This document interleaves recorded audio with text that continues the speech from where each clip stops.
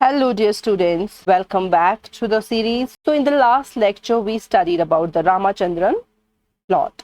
And before we jump into MCQs, let me give you a quick recap. The Ramachandran plot is like a map for proteins, and it shows which angles in a polypeptide chain are allowed and which are not. If you understand this plot well, half the question on protein structure become easy. So today, through MCQs, we will revise its key concepts and deepen our understanding. So let's get started. So before solving any MCQ, certain things that you have to keep in your mind. Okay, this is the first quadrant, this is the second quadrant, this is the third quadrant, and this is the fourth quadrant or the forbidden quadrant. Then in the first quadrant, यहाँ पे क्या पाया जाता है? Left-handed alpha helix, and in the second quadrant we have beta sheet, and in the third quadrant we have right-handed alpha helix. And the plus minus phi values and psi values you have to keep in mind. So let's start with the first question. The question says, the structure of a small polypeptide obtained from an X-ray crystallography technique is found to have hydrogen bonds linking first and fourth amino acids. आपने अभी मेरे पास protein का structure नहीं पढ़ा. अगर आपने alpha helix पढ़ा हो पहले या आगे हम पढ़ेंगे इस चीज को, तो first and fourth amino acid के बीच में हाइड्रोजन बॉन्ड बनता है. तो यहाँ पे ये गिवन है, तो यहाँ से भी हमें एक क्लू मिलता है कि ये अल्फा हेलिक्स की बात हो रही है. ठीक है. It is also found to be left handed, तो इसका मतलब है ये लेफ्ट हैंडेड होगा अल्फा हेलिक्स. लेकिन फिर भी हमें क्वेश्चन पूरा पढ़ना है. What will be its position in the Ramachandran plot? तो हमें लेफ्ट हैंडेड अल्फा हेलिक्स के बारे में पूछा जा रहा है. तो बताओ, लेफ्ट हैंडेड अल्फा हेलिक्स किस क्वाड्रेंट में पाया जाता है? In the first quadrant. और यहाँ पे आपको यही पूछ रहे हैं कि जो अल्फा हेलिक्स है, यहाँ पे इसने अल्फा हेलिक्स नहीं बताया, इसने first and fourth amino acid के बीच में हाइड्रोजन बॉन्ड लिंक हुआ है. जब हम स्ट्रक्चर पढ़ेंगे तब आप देख लोगे ये चीज कि अल्फा हेलिक्स में फर्स्ट और फोर्थ अमाइनो एसिड के बीच में हाइड्रोजन बॉन्ड बनता है. और इसने ये भी बताया है क्वेश्चन में कि ये लेफ्ट हैंडेड है इन नेचर. दैट मीन्स यहाँ पे बात हो रही है लेफ्ट हैंडेड अल्फा हेलिक्स की. तो लेफ्ट हैंडेड अल्फा हेलिक्स हमारे कहाँ पे पाया जाता है? फर्स्ट क्वाड्रेंट में. और फर्स्ट क्वाड्रेंट को हम क्या बोलते हैं? राइट. कहाँ पे है? ऊपर वाला है, तो it is the upper right quadrant. तो ऑप्शंस में देखते हैं अपर राइट क्वाड्रेंट कहाँ पे है. It's here in option B. तो इसका सही ऑप्शन बी होगा. Explanation of the same would be that the small polypeptide found by X-ray crystallography technique is a left-handed alpha helix. It has positive phi and psi values. Right, यहाँ पे phi value positive है और Sai value भी positive है. तो यहाँ पे यही बोल रहा है कि इसका positive phi and psi value है. अगर आपने रामाचंद्रन प्लॉट में वैल्यूज का कॉन्सेप्ट लिया है, प्लस माइनस कहाँ पे होगा, किस क्वाड्रेंट में होगा, तो आपके लिए कोई भी क्वेश्चन सॉल्व करना डिफिकल्ट नहीं है. ये चीज बहुत इजी होगी आपके लिए. तो ये भी बहुत एक सिंपल सा सवाल है. लेफ्ट हैंडेड अल्फा हेलिक्स कहाँ पे पाया जाता है? फर्स्ट क्वाड्रेंट लिखा होता तो फर्स्ट क्वाड्रेंट आंसर था. यहाँ पे दूसरे तरीके से लिखा है अपर राइट क्वाड्रेंट, तो इसका ऑप्शन बी ही होगा. ठीक है. इसके positive phi and psi values है. अगर आपको सिर्फ वैल्यूज दिए हो, आप उससे भी पता लगा सकते हो कि कहाँ पे किस क्वाड्रेंट में पाया जाएगा. These values make them energetically favourable at certain sterically allowed regions, hence they occupy the upper right of the first quadrant. So let's move on to the second question now. In some computation, the value of phi of a certain polypeptide was found to be 120 degree. तो phi यहाँ पे phi का value यहाँ पे क्या है? -120 degree.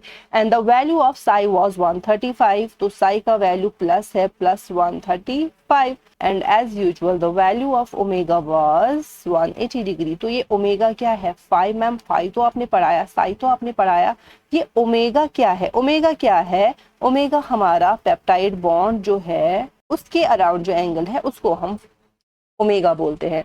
और peptide bond मैंने आपको बोला है, जो हमारा ये बॉन्ड है, ये बॉन्ड हमारा ओमेगा है. ठीक है, ये ओमेगा बॉन्ड है और इसका वैल्यू 180 होगा. 180 मींस लीनियर, स्ट्रेट. स्ट्रेट क्यों है मैंने बताया है, ये बहुत रिजिड है, इसके अराउंड रोटेशन पॉसिबल नहीं है. तो ये बहुत रिजिड है, 180 डिग्री है, पूरा एक्सटेंडेड है. ठीक है, तो यहाँ पे ओमेगा जो है इट इज 180. तो इसने यहाँ पे ये चीज मेंशन की है, आपको कंफ्यूज होने की जरूरत नहीं है. Omega is always 180 and omega is the peptide bond. जो CN बॉन्ड है दैट इज द ओमेगा है. ठीक है. So which type of secondary structure is that?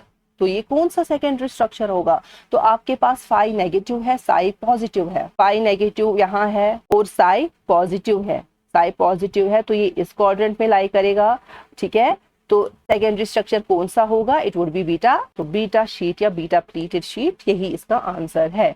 You can observe that the value of phi is negative and the value of psi is positive, so it comes in the fourth quadrant. It is not fourth quadrant here, it is second quadrant. आप देख लो, this is the second quadrant, beta sheet हमारे second quadrant में है। The answer is D, beta plated sheet, which comes in the second quadrant, so it's the beta sheet. Question number 3 is what is the span of rotation of dihedral angles? Means हमारा जो phi और psi है, dihedral angles हमारे यही है। तो span of rotation क्या है, इनका वैल्यू कहाँ से कहाँ तक होता है? मैंने जब आपको ये पढ़ाया है मैंने बताया है -180 डिग्री से +180 डिग्री के बीच में इनका वैल्यू होता है। तो कहाँ है ऑप्शन? It's option D.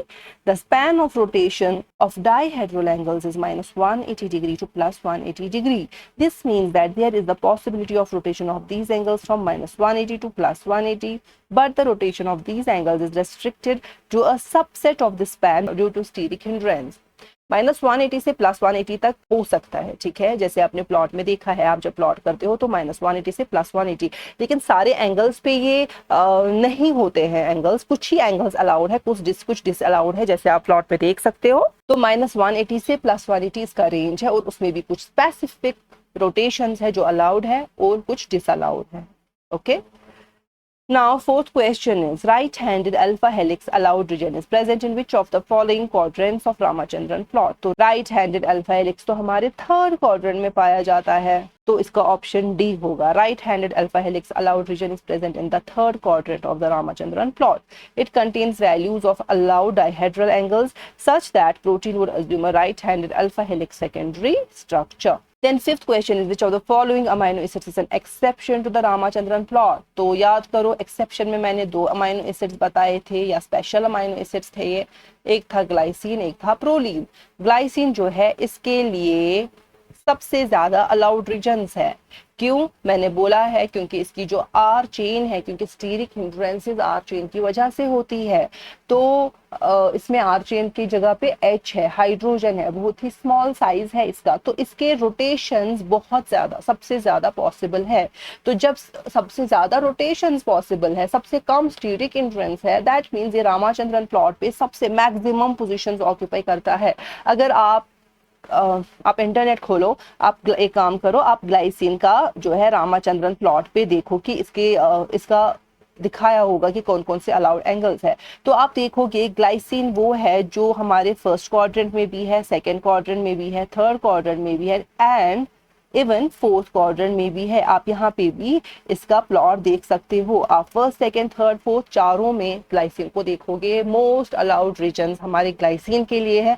क्यों? क्योंकि इसमें स्टीरिक हिंड्रेंस कम है, आर की जगह हाइड्रोजन है, बहुत ही स्मॉल मॉलिक्यूल है, तो स्टीरिक हिंड्रेंस कम है, दैट मीन्स इसमें बहुत ज्यादा पॉसिबल रोटेशंस हो सकती है as compared to other amino acids. And what about proline? Protein के लिए सबसे रिजिड है। अगर आप ग्लाइसिन को देखोगे उसका ग्राफ इन चारों में पाया जाएगा, लेकिन अगर आप प्रोलीन का प्लॉट देखोगे उसका बहुत ही रेस्ट्रिक्टेड कुछ ही जगहों पे आप देख सकते हो। तो प्रोलीन अमाइनो एसिड की जो मूवमेंट्स है वो बहुत ही रेस्ट्रिक्टेड है। क्यों है? क्योंकि इसमें एक सिंगल रिंग फॉर्म में इसका स्ट्रक्चर है। आपने अमाइनो एसिड्स के स्ट्रक्चर पढ़े हैं। प्रोलीन का स्ट्रक्चर बहुत ही कॉम्पैक्ट है, एक रिजिड रिंग के फॉर्म में है, जहां पे इसका जो फंक्शनल ग्रुप का नाइट्रोजन है वही ऑक्यूपाई होता है इन द रिंग, ठीक है। तो इसकी फ्लेक्सिबिलिटी बहुत कम है, तो इसका जो अलाउड रीजन है वो बहुत कम है। ओके, तो following amino acids is an exception to Ramachandran plot. इसमें 2 है, glycine and proline, so option would be option D. Glycine and proline are an exception to the Ramachandran plot. Glycine is very simple amino acid because it contains hydrogen atom as its R group, hence glycine is quite sterically unhindered. Proline is an amino acid that is quite sterically hindered. Proline has a closed ring structure, hence due to its fused R group it shows a very high steric hindrance. It is also known as helix breaker. तो यहाँ पे एक बहुत ही एक important चीज आपको पता चली, हेलिक्स ब्रेकर कौन है? प्रोलीन है। ऐसा भी नेट सेट में क्वेश्चन आता है, which of the following amino acids is a helix breaker? तो हेलिक्स ब्रेकर प्रोलीन है, ठीक है। क्यों? क्योंकि इसका बहुत ही रिजिड स्ट्रक्चर है, इसका आर ग्रुप जो है वो फ्यूज होता है, इसका एक कॉम्पैक्ट रिंग स्ट्रक्चर है, इसका फंक्शनल ग्रुप भी ऑक्यूपाई होता है इन द रिंग। आप इसका स्ट्रक्चर एक बार देख लो, तो उसकी वजह से इसमें बहुत ही ज्यादा स्टेरिक हिंड्रेंसेस है और इसको हम हेलिक्स ब्रेकर बोलते हैं। It does not contain a free R group. तो ये दो एक्सेप्शंस है to Ramachandran plot. Question number 6 is in the form of statements. तो यहाँ पे दो स्टेटमेंट्स दी गई है। Statement 1 is glycine shows more allowed regions in the Ramachandran plot than other amino acids. तो इज इट ट्रू और false? It is true. Statement second is proline is restricted due to it's ring structure. ये भी सही है, मैंने आपको previous slide में बताया, ठीक है, दोनों चीजों को मैंने डिस्कस किया। So choose the correct option. Only first is correct? No. Only second is correct? No. Both first and second are correct? Yes. This would be the answer. Glycine shows more regions due to less steric hindrance and proline shows fewer regions due to rigidity. Seventh question is a peptide backbone segment has phi minus 60, psi minus 40. It is likely part of. तो दोनों ही negative है। तो आप इस graph को एक बार फिर से देख लो। फाई वैल्यू नेगेटिव है, मीन्स ये लेफ्ट साइड पे लाई करेगा। साई भी नेगेटिव है, दैट मीन्स ये नीचे वाले साइड की तरफ ऑक्यूपाई होगा।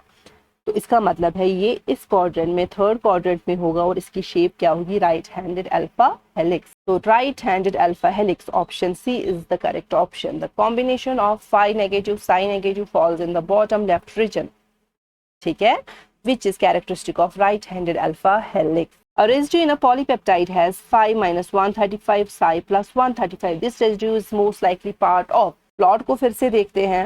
phi negative means again left side and psi positive. psi positive है means ऊपर वाला साइड, तो ये टॉप लेफ्ट साइड है। Okay, top left means it's a beta sheet, तो ऑप्शन सी होगा बीटा शीट का। The combination of phi negative 135 and psi positive 135 falls in the top left region which is characteristic of beta sheet conformation.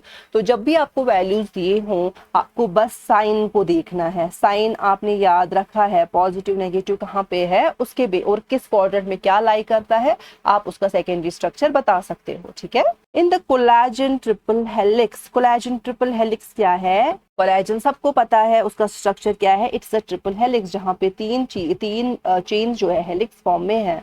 तो यहाँ पे phi and psi angles are approximately. ये question मैंने जानबूझ के यहाँ पे रखा है, क्यों? क्योंकि कोलेजन ट्रिपल हेलिक्स के बारे में अक्सर पूछा जाता है, बहुत ही इम्पोर्टेंट है। क्यों? क्योंकि जो हमारे रामाचंद्रन सर है उन्होंने ही इसका स्ट्रक्चर दिया है।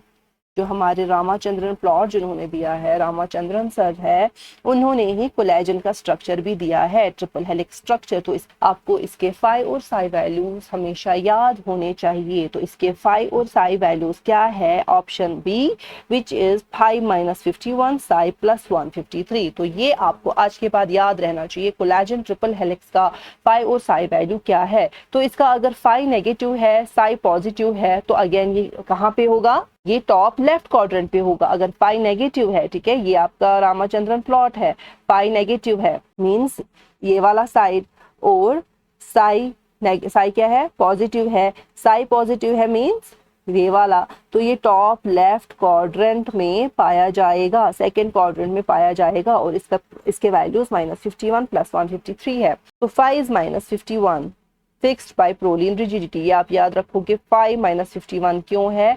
बिकॉज इसमें प्रोलीन है, प्रोलीन की प्रेजेंस की वजह से इसमें रिजिडिटी आती है। और फाई का एक फिक्स पोजीशन है -51, और साई का वैल्यू क्या है? It is plus 153 which is needed for extended open structure. So location on Ramachandran plot is top left quadrant और quadrant second. So phi and psi values of collagen triple helix आपको आज के बाद पता होना चाहिए, और ये किस क्वाड्रेंट में लाई करता है। और मोस्ट इंपॉर्टेंटली इसका फाई -51 रेस्ट्रिक्टेड क्यों है? Because of proline. क्यों? जो हमारा कोलेजन है ना, इसमें आप एक चीज याद रखोगे, इसमें एक ट्रिपल सीक्वेंस होती है, ग्लाइसिन, एक्स एंड वाई।